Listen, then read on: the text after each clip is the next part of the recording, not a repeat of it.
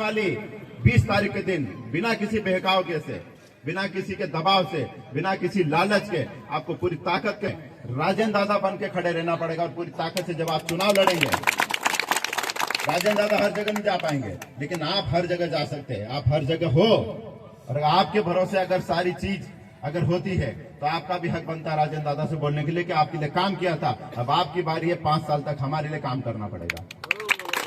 दूसरी बात कि ऐसे आदमी को चुन के भेजना है हमको जो हमारे समाज की बात, हमारे गरीब लोग हैं, मजबूर है, पढ़ नहीं पाए किसी कारण से, तो हमारी बात आगे नहीं कर सकते हैं, तो हमारे बीच में से एक ऐसा आदमी जाना चाहिए जो सामाजिक विचारधारा वाला हो, जो यहाँ पर बॉम्बे में जाके आपकी विधानसभा में जाके आपकी बात को मजबूत करे, आपके बीच में सांसद में दिल्ली जाके हमारी आवाज को मजबूत करे।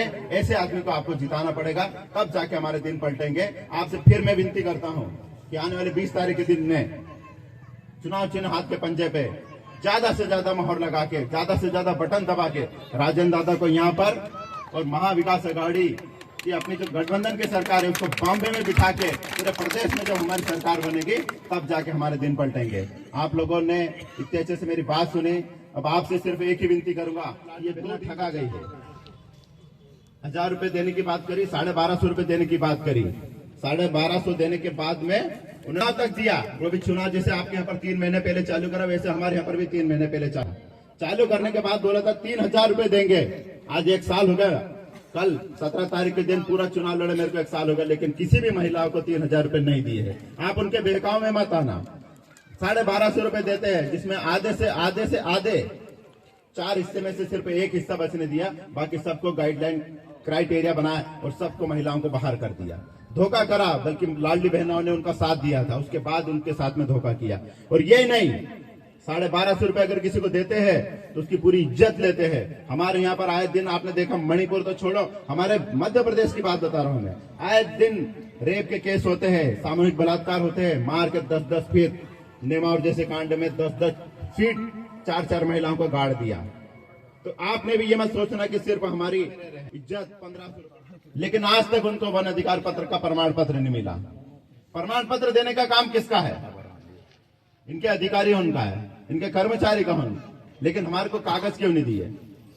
आज अगर हमारे बीच में कोई ऐसी बड़ी योजना आ जाती है या तालाब बनता है तो हमारे हमेशा याद रखना कि हमारे गरीब आदिवासी ये पिछड़े लोगों की जमीन जाती है, किसी सेठ साहूकार की जमीन नहीं जाती है, क्योंकि वो बनाते ऐसी जगह है जहां पर आदिवासी की जमीन हो।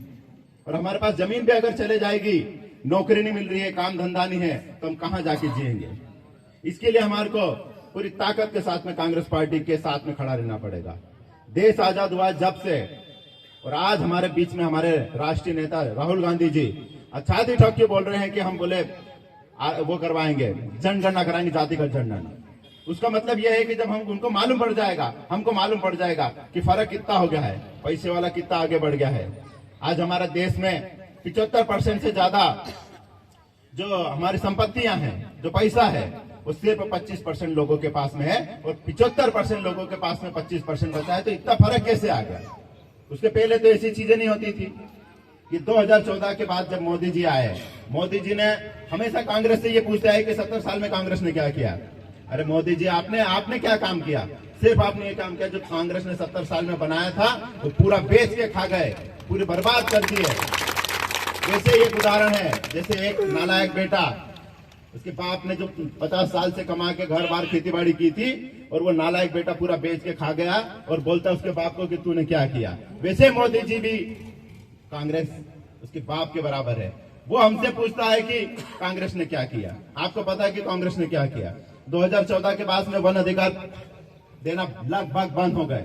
मैं महाराष्ट्र की बात करूं, मध्य प्रदेश की बात करूं, गुजरात की बात करूं, सभी दूर जाता हूं क्योंकि सामाजिक संगठन का कार्य करता हूं मैं। तो मैंने हमेशा देखा है और आप लोगों से बड़े बड़े व्यापारियों की सरकार है।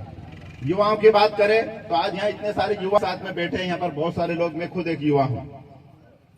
हमारे पूरे देश में आज युवा सबसे ज्यादा है, उसके बाद हमारे पूरी तरीके से बेरोजगार है, उनके पास ना कोई नौकरी है, ना उनके पास कोई काम धंधा है, पूरी तरीके से बेकार कर दिया हमारे युवाओं को। इस प्रकार की सोच रखती है बीजेपी। वो ये चाहती है कि हमारा देश, हमारा समाज, हमारे गरीब लोग, हमारे पिछड़े लोग हमेशा पीछे रहे, नीचे रहे, दब के रहे, ताकि उनको राज करने में बड़ी आसानी हो जाएगी। कि उनको मालूम है कि हम 200, 300, 500 रुपए देके तुम्हारे को एक बार वोट खरीद लेंगे। लेकिन आपको एक बात हाथ जोड़कर रिक्वेस्ट करता हूं मैं, आपकी कीमत 5 साल के लिए कभी भी 200 या 300, 500 रुपए में आपकी कीमत मत लगाना। ये बोलना, आपको बोलना, आपके परिवार को बोलना, आपके रिश्तेदारों को बोलना है। एक बार आपका वोट खरीदेंगे, उसके बाद 5 साल तक आपसे कोई बात करने को तैयार नहीं होगा। आप चाहते हो कि ऐसा हो? और अगर नहीं हो तो मैं खुद चुनाव लड़ा हूं। मेरे पास कोई पैसा नहीं था, लेकिन मेरे पास पूरी टीम थी और मैंने बोला था कि मैं पैसे नहीं दे सकता हूं, लेकिन 5 साल तुम्हारे लिए छाती अड़ा के खड़ा रहूंगा। जब जरूरत पड़ेगी तो आधी रात को बोलेंगे तो मैं आधी रात के आपके बीच में खड़ा रहूंगा।